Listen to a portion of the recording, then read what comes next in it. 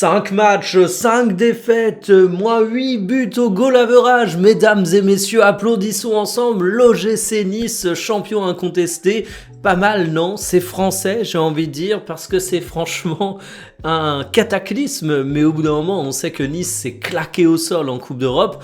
C'est pas avec un déplacement face à Porto qu'on s'attendait à avoir un regain d'énergie chez les Niçois. Mais alors 3-0, propre et sans bavure, tu te fais fesser, tu retournes à la maison. Et puis tu commences à espérer le grand chelem. Qui sait, peut-être que Nice ne va connaître que des défaites dans cette Ligue Europa. Souvenez-vous qu'au départ, ils pouvaient prétendre à la Ligue des Champions. Autant vous dire qu'on a échappé à un massacre. Enfin non, même pas, parce qu'on en voit un. Bref, voici les compos qui étaient alignés pour ce Porto OGC Nice. Sans son et sans image non plus.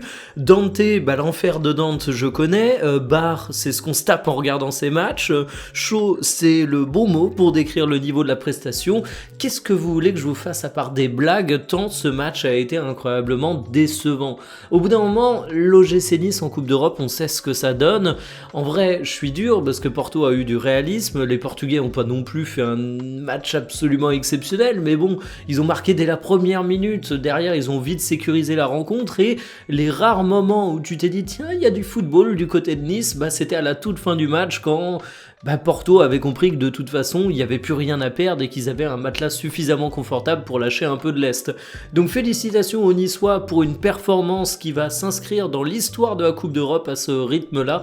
Regardez-moi le classement, nous avons Nice derrière des clubs que vous n'êtes même pas capable de situer sur la carte. Ce sont des artistes.